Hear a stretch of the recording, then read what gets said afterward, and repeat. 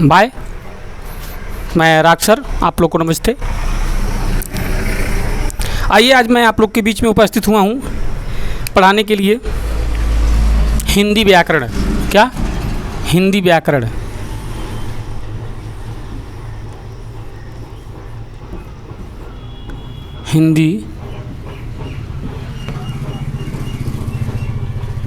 हिंदी व्याकरण, ठीक है। अब हिंदी व्याकरण जो है, इसके बहुत से एरियाएँ हैं, और अगर आपसे कोई पूछता है, और ये क्लासेस मतलब ये फर्स्ट से लेकर के 10 तक के सभी क्लासों में ज़रूरी है, इम्पॉर्टेंट है। ये कोई ना देखे कि हम छोटे बच्चे हैं तो ये क्या पढ़ाएंगे, सर जी कार्य का पढ़ा होता है, हमें समझ में नहीं आता।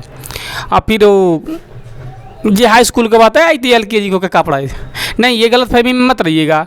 ये 1 यानी फर्स्ट क्लास से लेकर के 10th क्लास तक के सभी लोगों की ज़रूरत पड़ेगी। और यहाँ तक इतना ही नहीं, सुपर टेट और टेट जैसे यूपी टेट, सुपर टेट आज जैसे तैयारियों में भी ये काम आता है। और साथ ही साथ में जब आप परीक्षा देने के लिए बैठेंगे, परीक्षाओं में जाएंगे, तो परीक्षा में भी ये काम आता है। तो इसीलिए ये चीज़ को मैंने कवर करने की कोशिश किया। तो इसमें सबसे पहले आता है व्याकरण। क्या है? व्याकरण, ठीक है। किसे कहते हैं, ठीक है। व्याकरण किसे कहते हैं? अब आता है व्याकरण किसे कहते हैं। तो व्याकरण क्या है? अब पहले इसका अनिवार्यता समझ लीजिए। जब किसी शब्द को समझ में ना आए ना, तो उसको संधि विच्छेद कर लिए, व्याधन करण, ठीक है, बराबर व्याकरण, ठीक है, ये बन जाता है। व्याकरण मतलब व्याधनकरण। अगर हम इसको क्लियर सेटिस्फाई करना चाहते हैं तो सबसे पहले हमको ये देखना होता है, व्याकरण मतलब बयां करना या बताना। जिसके बारे में हम कुछ बताने जा रहे हैं उसी को हम व्याकरण कहते हैं। कुछ बयां करिए मतलब कुछ बताइए। तो व्याकरण मतलब व्याकरण, जो हम बयां करने जा रहे हैं उसका कारण क्या है, उसी को हम व्याकरण के नाम से जानते हैं, ठीक है। अब पहले 99% हमारे अध्यापक लोग क्या करते हैं कि बच्चे को जब बोर्ड पे लिख देते हैं, पढ़िए बड़ा रहे व्याकरण। अब व्याकरण क्या है, बस व्याकरण क्या है उसकी डीपली नहीं बताते हैं और आगे कर बढ़ जाते हैं।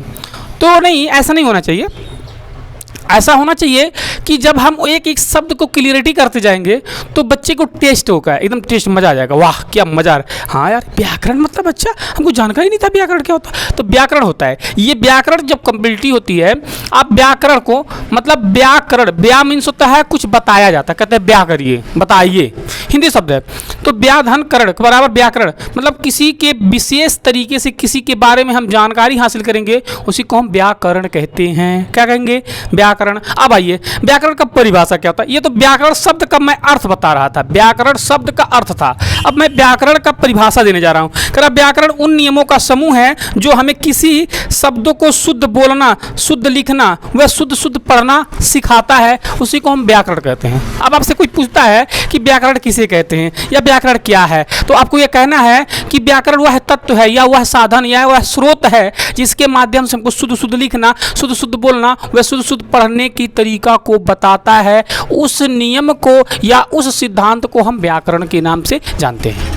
शॉर्ट में कह देते हैं क्योंकि बड़ा हो जाएगा तो आप लोग समझ नहीं पाएंगे। व्याकरण किसे कहते हैं, तो आप कह दीजिएगा जिस शब्द से या जिस साधन से हमको लिखने, शुद्ध पढ़ने या शुद्ध बोलने आ जाए, उसी को हम व्याकरण कहते हैं। अब व्याकरण इंग्लिश में भी होता है और हिंदी में भी होता है। क्लियरिटी। अब आगे बढ़ेंगे हम।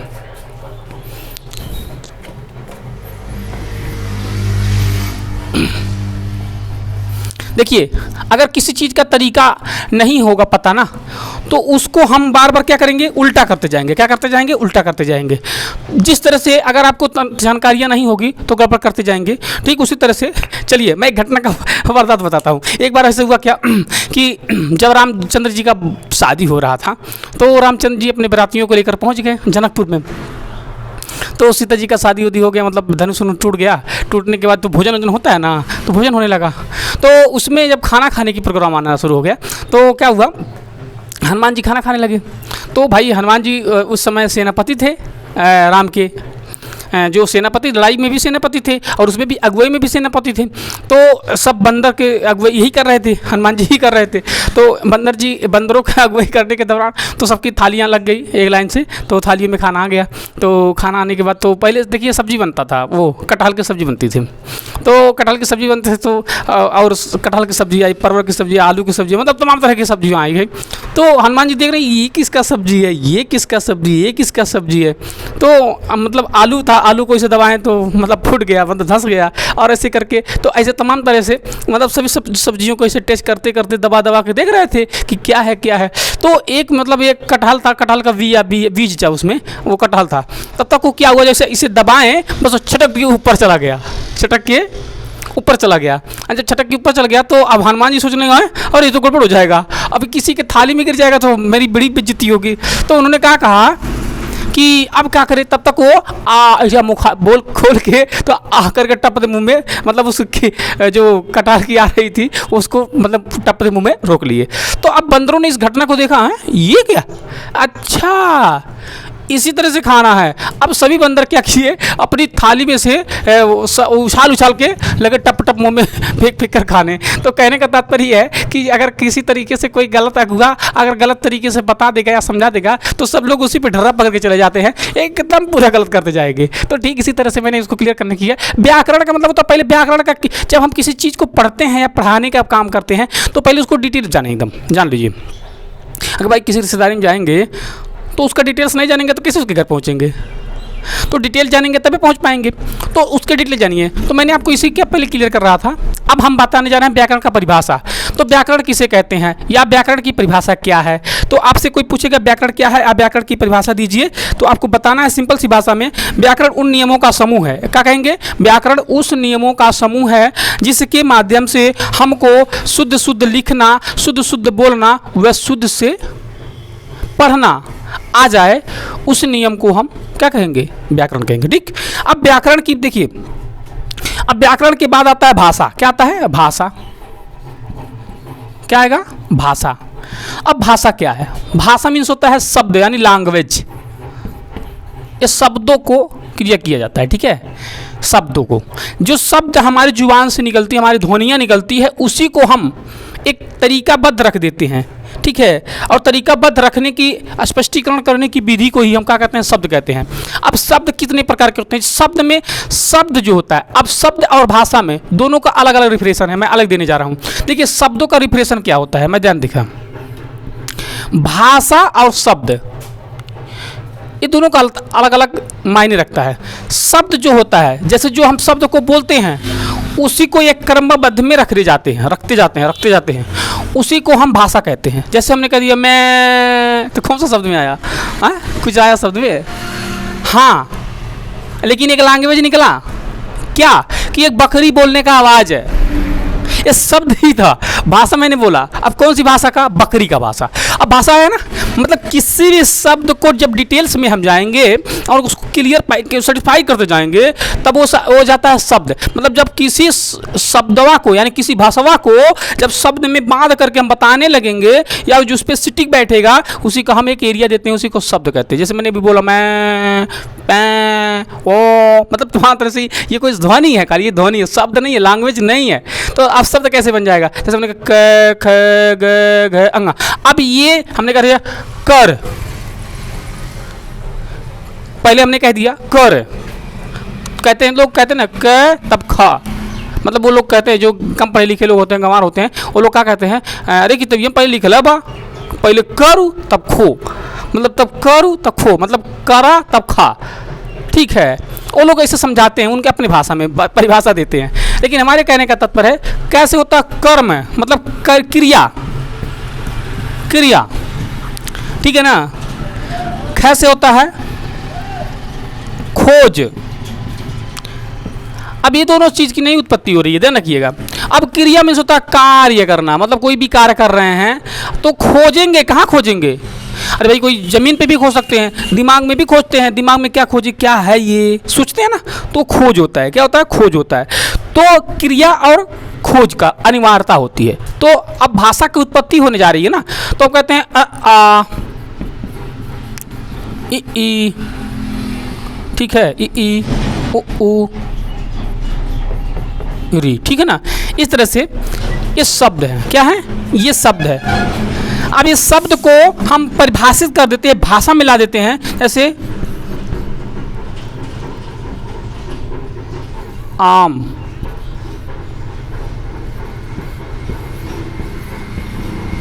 मीठा है। अब ये तो पहले क्या था, अब ये ध्यान रखिए भाषा में आ गया। कैसे भाषा में आ गया? अब कहेंगे तो शब्द तो लिखे हैं तो कैसे भाषा में आ गया? नहीं, आप समझने में फेर कर रहे हैं। आम मीठा है, एक शब्द कहा गया, शब्द के माध्यम से हमारी भाषा बन रहा है कि आम के बारे में विशेषता बताइए, क्रिया बताई जा रही है। आम मीठा है, आम मीठा है, इसी को हम भाषा में रखेंगे। अब भाषा तीन तरह के होते हैं। भाषा कितने तरह के होते हैं? 3 तरह के होते हैं। अब भाषा, चलिए मैं भाषा की बात पहले लिपि बता देता हूँ। लिपि क्या होता है? ये तो भाषा था।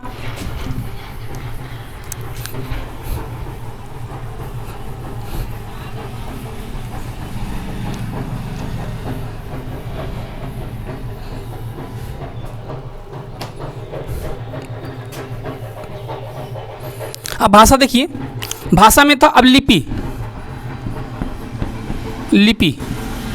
अच्छा, लिपि क्या होता है? लिपि एक ऐसी स्टेट है, मतलब एक एरिया है जिसमें हम सभी शब्दों को लिखते हैं, मतलब जो हमको लिखने का तरीका सिखाता है उसी को हम लिपिबद्ध कहते हैं। जिस शब्द को हम लिपिबद्ध करके ज्ञान को अर्जित करते हैं उसी को भाषा या परिभाषा के नाम से जानते हैं। मतलब लिपिबद्ध कर लेते हैं, मतलब लिख करके पढ़ लेते हैं। जैसे हम भाषा में मैं बता रहा था, मैंने अभी भाषा थोड़ा सा डिटेल करना पड़ेगा। भाषा तो भाषा 3 तरह के हमारे हिसाब से 3 है। 3 ही नहीं बल्कि हमारे हिसाब से, बल्कि हिंदी में ही 3 ही प्रकार का है।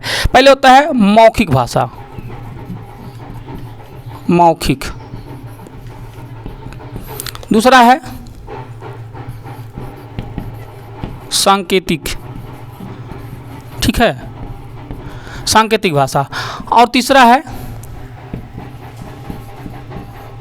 लिखित भाषा। ये है।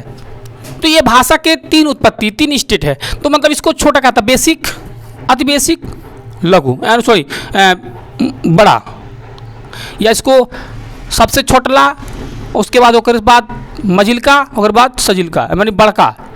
मतलब है सबसे बड़ा बा, है सबसे छोट का स्तर का होक है, ओकर बाद है दूसर का स्तर का हो, है तीसरा का स्तर का हो। मतलब है कि छोट भाषा है कि बेसिक भाषा कहल जाला। मतलब बेसिक भाषा जो प्राथमिक भाषा हमारी होती है, जो हम बिना पढ़े लिखे बोलते हैं, उसको हम मौखिक भाषा में रखते हैं। मतलब हम पढ़े लिखे नहीं होते तभी भी हम भाषा बोलते हैं। जैसे अभी छोटा सा बच्चा है, जन्मत हुआ बच्चा है, वो नहीं जानता है, वो कैसे जानता है कि मम्मी हमको दूध ला दो, ऐसे कहता है क्या? नहीं कहता है। तो वो क्या कहता है, जब बच्चा पैदा होता है तो जब वो खेलता है, पैर हाथ चला चला के खेलता है, तो उसको एक इस क्रिया के करने के बाद उसको भूख लग जाती है। मतलब भूख जब लग जाएगा तो रोने लगेगा। क्या करता है? रोने लगता है।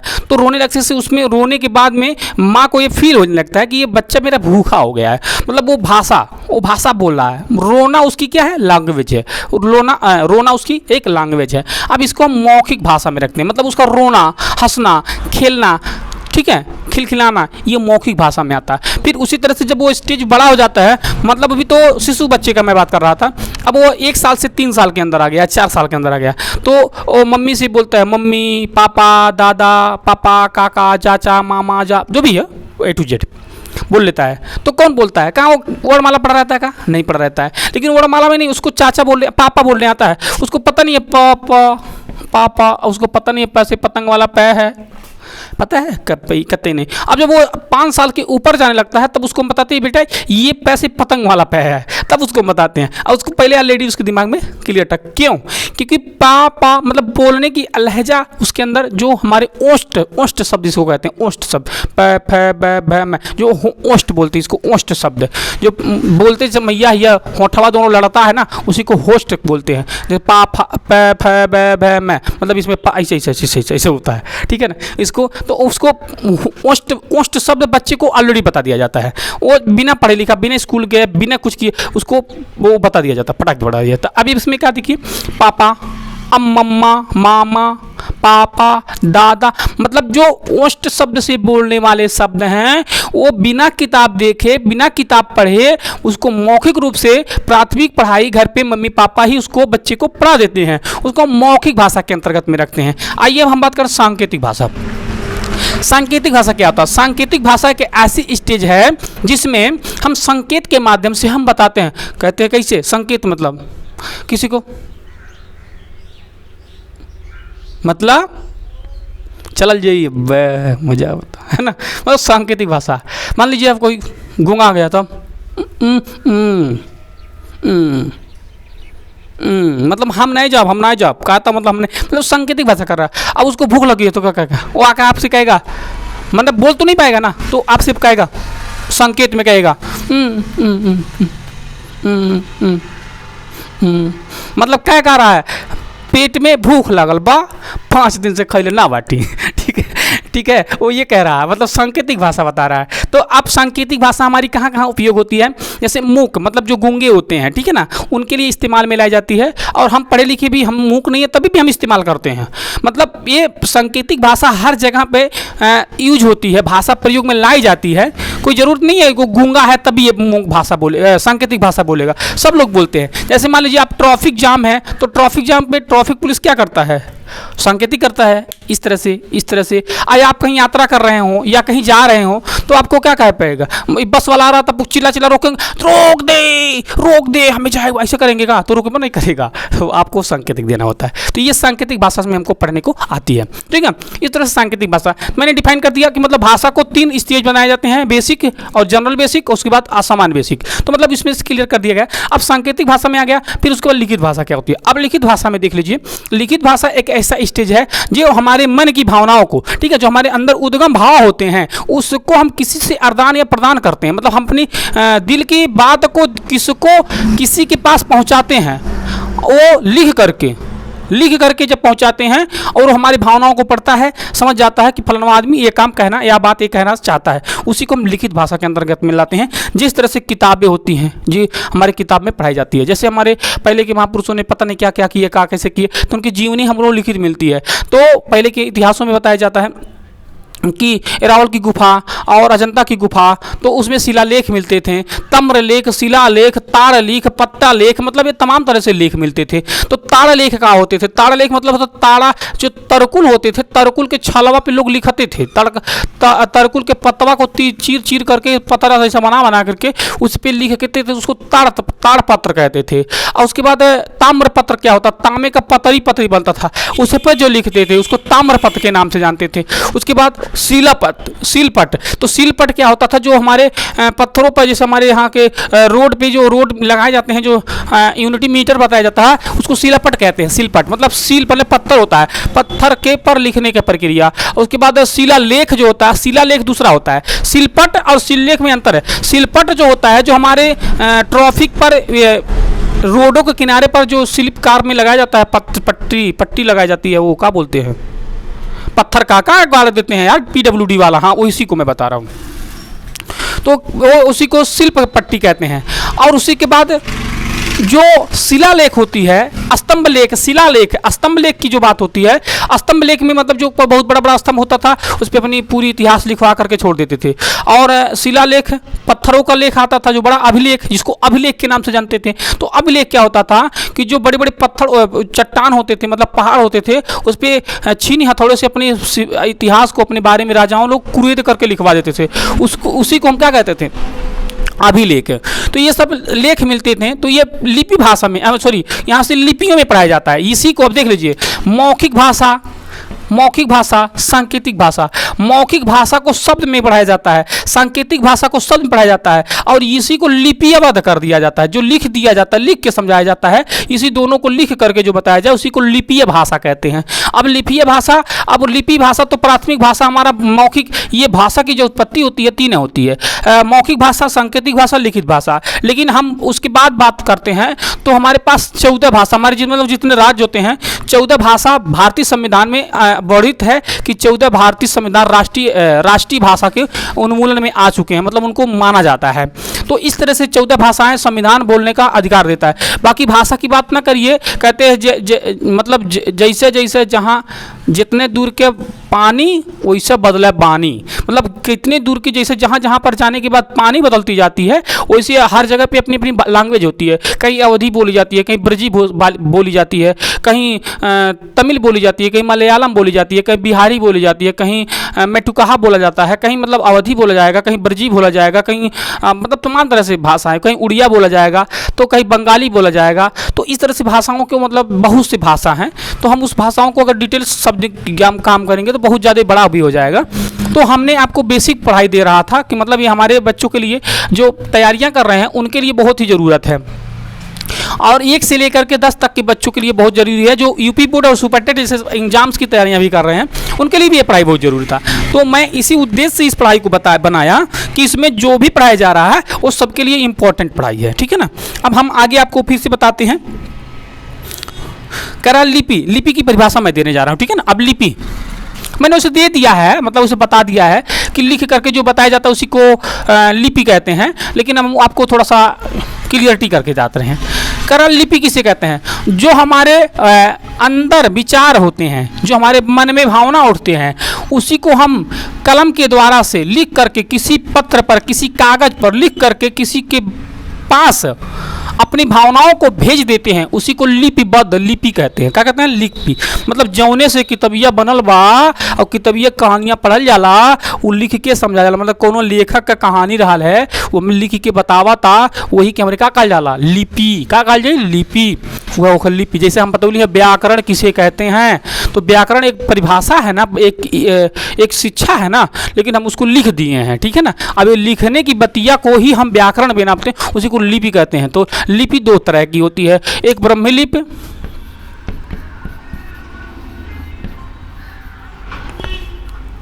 ब्रह्मी लिपि, देवनागरी लिपि,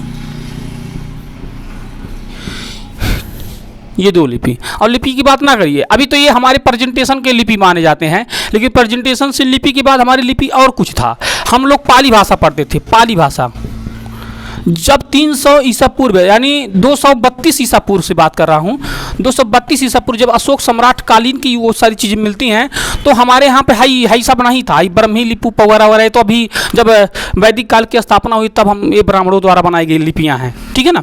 तो ये पाली भाषा हमको बोली जाती है। पाली भाषा, अलौकिक भाषा, नए, और एक और था, मतलब कुछ याद नहीं आ रहा, दो ठो मुझे क्लियर था। पाली भाषा, अलौकिक भाषा, मतलब हमारी जो भाषाएं थी, मुख्य भाषा पाली भाषा था। तो पाली भाषा जब आर्यों का स्थापना हमारे भारत में हुआ, तो लोग जब आए तो पाली भाषा को जन्म नहीं करते थे, तो क्या होता था, तो वो हमारी भाषाओं को कुछ समझ नहीं पाते थे। तो तमाम तरह से उसको तोड़ मड़ोड़ के अपने हिसाब से उन लोगों ने देवनागरी लिपि का उद्घाटन किया, मतलब जिसको हम हिंदी के नाम से जानने लगे। और देवनागरी की उत्पत्ति 2 भाषाओं से मिलकर बनी है, एक पाली भाषा, एक संस्कृत भाषा की मिक्सिंग शब्द को ला करके हम एक देवनागरी भाषा का उत्पत्ति मानते हैं। क्योंकि देवनागरी भाषा में आप देख लीजिए, उसमें तमाम भाषाओं को, जैसे रसगुल्ला, समाचार। अब समाचार मतलब समझते हैं, ये फारसी भाषा है, मतलब अरब का भाषा है, जिसको उर्दू भाषा में लाते हैं। अखबार का होता है, अखबार का मतलब 99% हमारे तमाम तरह के देशों को, भाषाओं को मिला करके हमारी देवनागरी को मेंटेनेंस किया जाता है। और मुख्य रूप से इसकी जो देवनागरी की लिपि चलती है, ये जानते हैं संस्कृत के व्याकरण पे डिपेंड होता है। किस पे? संस्कृत के व्याकरण पे। तो जिसमें एक वचन, द्विवचन, बहुवचन, 3 वचन के बारे में बताया जाता है, तो उसमें ये पढ़ाया जाता है, ठीक है ना। तो ये मैं ज़्यादा डीपली नहीं जाऊँगा, बाकी सब चीज़ मिलता है। चीन में वहाँ पर लुम्बिनी बताया जाता है कि अशोक स्तंभ कहीं है बनाया गया है, वहाँ पर ब्रह्मी लिपि में लिखा गया, कोई पढ़ ही नहीं पाता है, ठीक है ना। तो तमाम तरह से लिपियाँ हमारे इस दुनिया में उपलब्ध हैं। बाकी हम लोग हमारे यहाँ की मुख्य लिपि यही मानी जाती है, ब्रह्मी लिपि और दूसरी देवनागरी लिपि। उसके बाद तीसरी आती है पाली। तो पाली भाषा वाला जो लिपि, पाली लिपि जो थी, अब हमारे यहाँ का कोई टीचर नहीं है तो क्या पढ़ाएगा, तो यहाँ पर कोई जानता ही नहीं है पाली भाषा का है, तो इसलिए वहाँ पर हमको लोग को जानकारी नहीं होती। धीरे धीरे हमारी इतिहास से खत्म हो चुकी है, लेकिन इसके बारे में हमको जानकारी है, तो मैं इसको थोड़ा सा बता दिया। बाकी ये मुख्य रूप से पाई जाती है, जो हमारे पेपर पेस्ट होते हैं सब, मतलब हम लोग पेपर ऊपर कराया जाता है, तो ये सब यही सब में देवनागरी में, ब्रह्मी भाषा में ही आपको कंप्लीट था। ब्रह्मी भाषा बहुत कम मिलती है, लेकिन देवनागरी मिलता है। ब्रह्मी भाषा जानते हैं, संस्कृतिया को कहते हैं, आप लोग क्लियर हो जाइए, उसी को ब्रह्मी भाषा कहते हैं, ब्रह्म लिपि। और ये देवनागरी भाषा जो उसकी संस्कृतिया को हिंदी में कन्वर्ट करके दिया है, उसी को हम संस्कृत में क्या कहते हैं, देवनागरी भाषा, ठीक है ना। बाकी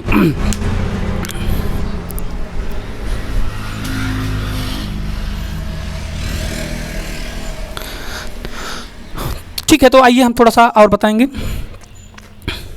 व्याकरण के मुख्य विभाग, व्याकरण के प्रमुख विभाग। अब व्याकरण क्या होते हैं, अब व्याकरण के प्रमुख विभाग क्या होते हैं मैं उसको बताऊंगा।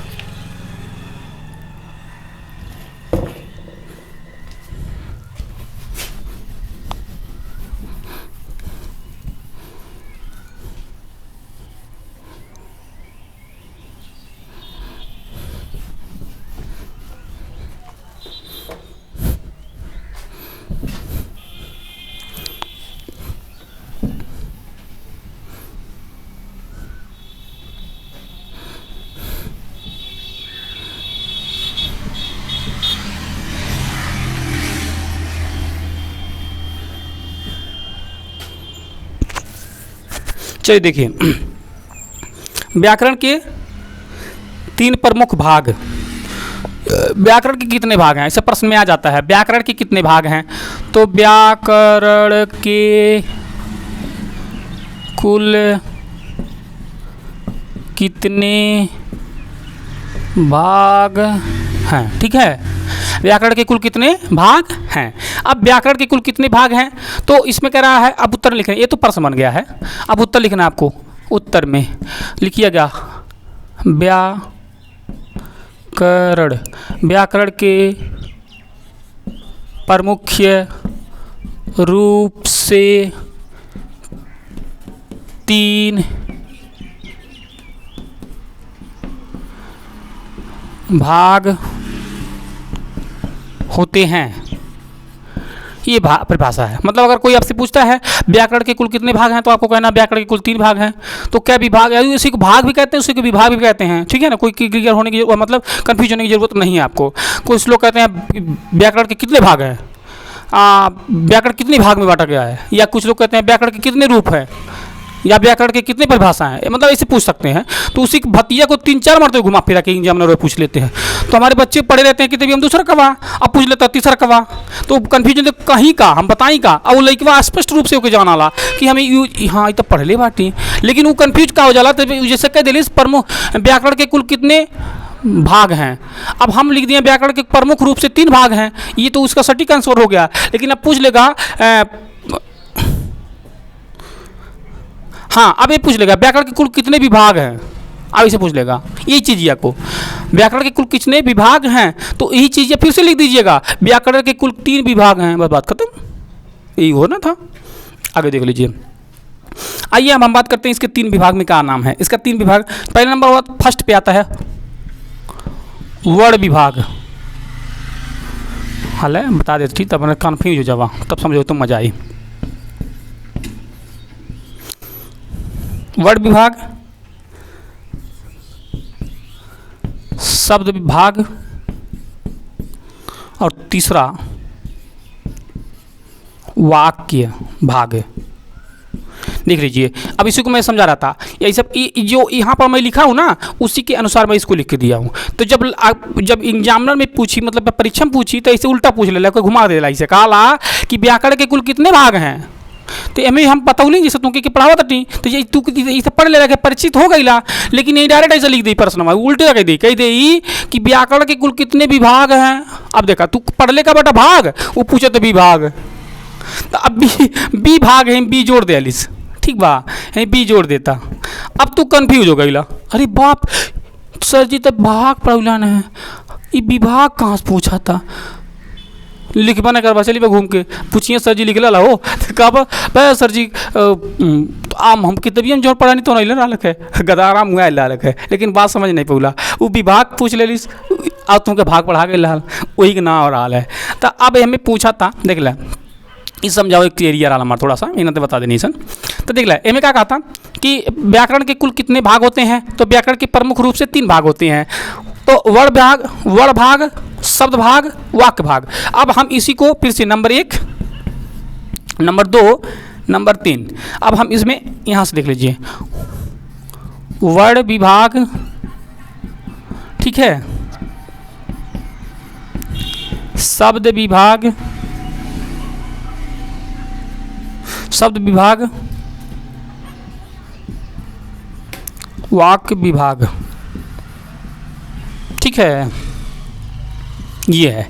अब इस तरह से अगर पूछ लिया, लिखा है ये, पढ़े हैं आप, पूछेगा ये, तो आपको इसे लिख देना है।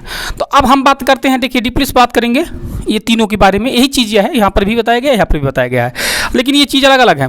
तो अब हम वर्ण विभाग बात करते हैं। वर्ण माने होता है अक्षर। देखिए वर्ण शब्द का 3 शब्द है, ध्यान रखिएगा। हम पहले क्लियर करते हैं वर्ण। वर्ण क्या होता है? वर्ण मीन्स होता है रंग, रंग, ठीक है। एक वर्ण माने होता है वर्ण यानी जाति, ठीक है ना। एक वर्ण माने होता है अक्षर, ध्यान रखिएगा। अब इसी का एक वर्ण कल कौन वर्ण रंग, रंग वर्ण माने होता रंग, कौन एक कलर का बात है। एक टू वर्ण माने होता जात, वर्ण व्यवस्था जी कहा जाला। एक टू वर्ण माने होता अक्षर, जो नहीं पढ़ाया जाता बाटी, ठीक बा। यानी वर्ण शब्द का 3 क्रियाएं होती हैं, 3 अलग अलग अपनी अपनी एरियाएं होती हैं, ठीक है ना। अब तीनों को अलग अलग हमको कैसे करना है, हम क्लियर कर दे रहे हैं। देखिए यहाँ शब्द है। अब शब्द को, वर्ण के बारे में जब हम पढ़ेंगे वर्ण विभाग, तो वर्ण विभाग में जो आता है अक्षरों के बारे में, जैसे ऐ से लेकर के, ठीक है, ऐ से लेकर के अज्ञा तक, ठीक है, सॉरी आहा है, मैं भूल गया था।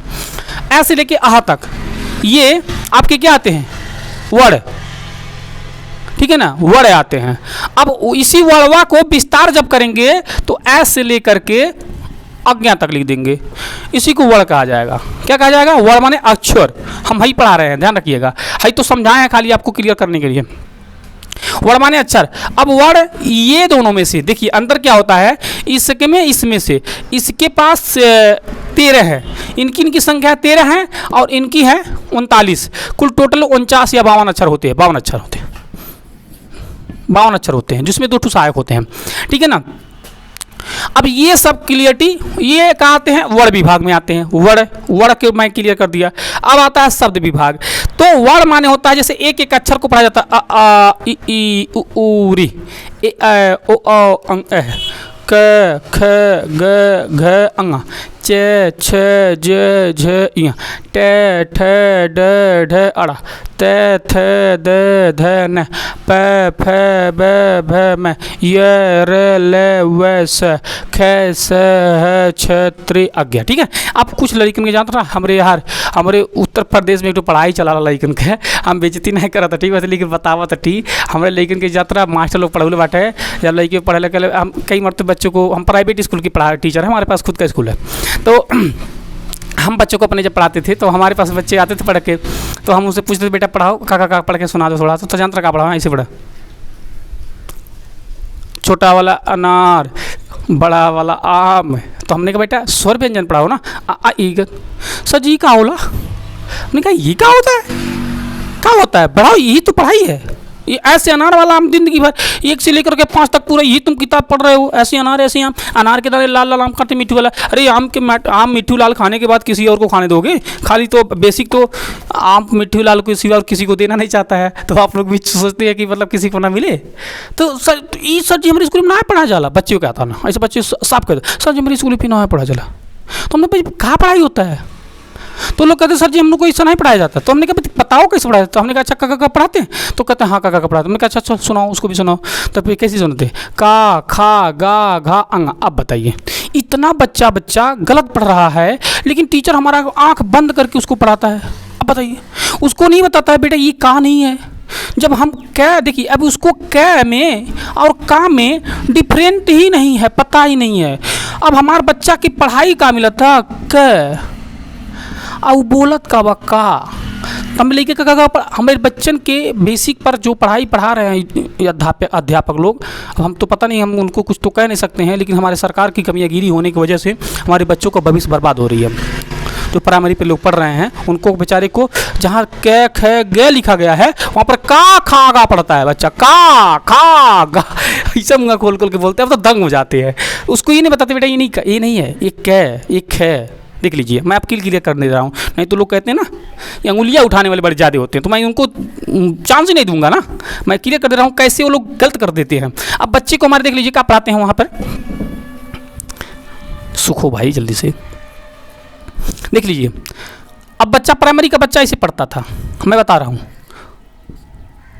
ए ख ए ग ए घ ए अंगा, ये इस तरह से लिखा गया। उसको कह रहा है का खा गा घा अंगा। अब देखिए मेरा समझा गया, ठीक है ना। ये देख लीजिए, जो बच्चा लिखा जो है वो क्लियर नहीं पढ़ रहा था। लिखा गया था क ख ग घ अंगा और वो पढ़ा था का खा गा घा अंगा। क्या बताइए आप किताब में सही से लिखा गया था का ये चीज़? ये कौन बताएगा? बी पापा, मास्टर बताएगा ना। लेकिन हमारे मास्टर लोग क्या करते हैं, आराम से कुर्सी पे सो रहे हैं, 45 से 55 हज़ार रुपया सरकार तो दे ही रहा, कोई टेंशन है या नहीं है, ठीक है ना। अब वो चाहे कह के का कह के पढ़े, चाहे मैं कह के पढ़े, उसे का ले देख है। तो अब बच्चा के आगे चल के का दिक्कत का हुई देखा बता दे बाटी। ये दिक्कत हुई ओके, काबल बेटा लिखा ही मला काम, तो ऐसा लिखी ऐसे कहाँ से के पढ़ाई गल बा काम, तो कह के आके मात्रा लगा पहले पढ़ लगा, तो कि सोच इस जाना था कि का ही हम लिख ले बाटी और लिख ले का कम।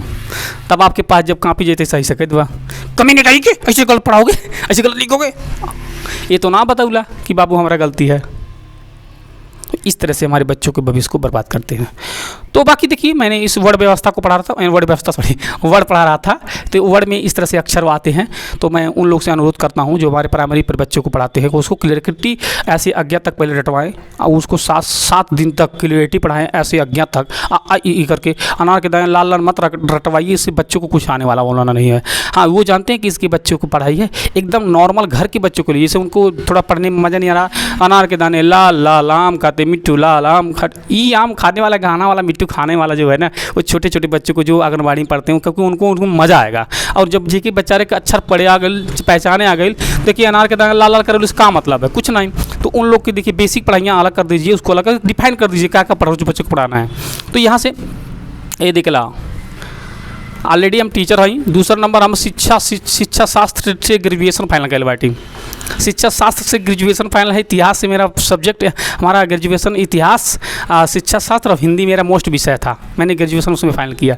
तो शिक्षा शास्त्र में मुझे क्या देना था वो मैंने क्लियर किया। शिक्षा शास्त्र में मेरा शिक्षा ऐसा होना चाहिए जिससे लोगों को लाभ मिले, और हमारे लोग शिक्षा जो पढ़ा रहे हैं वो लाभ नहीं मतलब कोई लाभ ही नहीं दे रहा है, ना फायदा ही दे रहा है, कोई मतलब नहीं दे रहा है। तो लाभ होना चाहिए, शिक्षा से लाभ होना चाहिए। तो मेरा क्लियर बताना ही था, मेरा मजबूरी यही था कि मैंने इसलिए बता दिया इस चीज़ को कि हमारे बच्चों को थोड़ा सा गलत तरीके से पढ़ा रहे हैं, तो उनकी बेसिक कमज़ोर हो जाएगी। जब बेसिक कमज़ोर हो जाएगा तो बच्चा पढ़ नहीं पाएगा। आगे आइए मैं बताऊँ, ये तो वर्ड था, क्या अक्षर पढ़ा रहे थे। अब ये 13 स्वर पाए जाते हैं और 36 व्यंजन, पूरा मिला करके 52 अक्षर होते हैं। बाकी चलिए 49 होते हैं, बाकी 3 सहायक 2 सहायक होते हैं। अब आइए वर्ड हो गया, वर्ड तो मैं क्लियर कर दिया। अब शब्द जैसे लिखा है, अब देखिए मैं बता रहा हूँ, इसी में पढ़ा दे रहा हूँ। चलिए कम, ठीक है, नम, जम, दम, हम, लग, ठग, है ना। ये जो बन रहा है ना, जब हम किसी शब्द को, मतलब किसी एक छोटे से शब्द को, यानी एक व्यंजन को एक व्यंजन के साथ समावेशित करने की प्रक्रिया को, जैसे मतलब जिस व्यंजन को एक व्यंजन के साथ जब हम पंक्तिज वाइज कर देते हैं और उससे जो एरिया क्रिएट होती है, जो स्ट्रक्चर बनता है, उसी को हम एक शब्द कहते हैं। क्या कहते हैं? शब्द कहते हैं। क्या कहते हैं? शब्द। जैसे दम माने जांगर, लग माने लगना, हम माने हम, ये सब सार्थक शब्द में आते हैं। तो वो शब्द यानी वो शब्द प्रक्रिया में आएगी जिसमें शब्द कहा जाएगा। मतलब शब्द विभाग वही विभाग है जिससे कि सार्थक शब्द का उत्पत्ति हो। जैसे हमने कह दिया गल का है, शब्द बन गया। जैसे हमने कह दिया आई कौन शब्द है? देखिए हम स्वर और व्यंजन को जोड़ा, कुछ नहीं बना ना। लेकिन अगर हम इसी में स्वर के साथ व्यंजन को जोड़ देंगे तो एक शब्द बन जाएगा, अख, ठीक है ना। अब इसको जब हम उल्टा पढ़ेंगे तो कोई शब्द का मतलब ये निरर्थक शब्द होगा, कय, ये गलत हो जाएगा। तो शब्द का मतलब इसी को, जो हम शब्दों को मिला करके जिसी को बच्चे को समझाने का काम करते हैं, उसी को जानते हैं क्या होता है? शब्द विभाग पढ़ते हैं। क्या पढ़ते हैं? शब्द विभाग। अब आइए हम वाक विभाग पढ़ाने जाते हैं।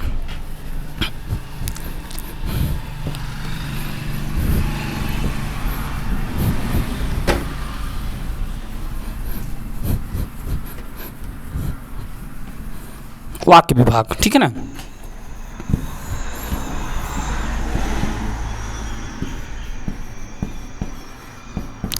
वाक्य विभाग क्या है?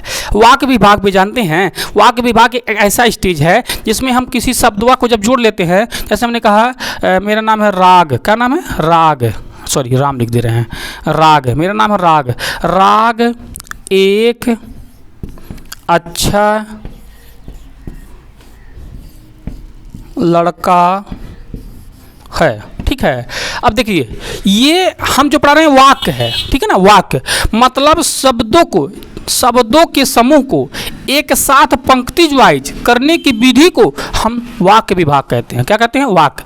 मतलब जैसे राग, रसे रसरी, गैसे गमला, ऐसे मात्रा, ऐसे एड़ी, कैसे कबूतर, ऐसे छोटा ऐसे अनार, आधा च से चम्मच वाला च, छ से छाता वाला छ, आ से अनार वाला आ का मात्रा, लट्टू वाला ल, डलिया वाला ड, कबूतर वाला क, आ का मात्रा, है पर आ का मात्रा है। तो ये सब एक व्यंजन से आए है ना। तो व्यंजनवा के शब्दवा में यानी व्यंजनवा मिल के जब शब्द बना ले ली, इस शब्दवा जब हम क्लियर एक सब पंक्ति वाइज कर देनी, राम एक अच्छा लड़का है, यही कि हम वाक्य कहल जी, हमारे यही कि वाक्य विधि बढ़ा जाला, यही कि शब्द विभाग से यानी एक एक शब्द के पंक्ति वाइज। या ऐसा नहीं कह सका जाला कि अगर केहू तुमसे पूछ ले ली या केहू से पूछ लेता कि शब्द किसे कहते हैं, तो आपको कहोगे, आप बताएंगे कि व्यंजन के मिला करके बना हुआ शब्द को हम शब्द कहेंगे। यानी व्यंजन प्रत्येक अक्षर को मिला करके जो व्यंजन के प्रत्येक अक्षर को एक मिलाने के बाद जो शब्द बनता है, जैसे राग है ना, आग, माग, जाग, इसको राग एक अच्छा लड़का है। अब इसको एक पंक्ति में लिखने की क्रिया को ही हम वाक्य कहेंगे, ठीक है ना। मैं कोशिश करता हूँ कि आप लोग इस चीज़ को बढ़िया समझे होंगे। बाकी मैं इसी चैप्टर को यहीं पर अलविदा करता हूँ, आगे नेक्स्ट वीडियो मिलूंगा। बाय बाय, नमस्कार।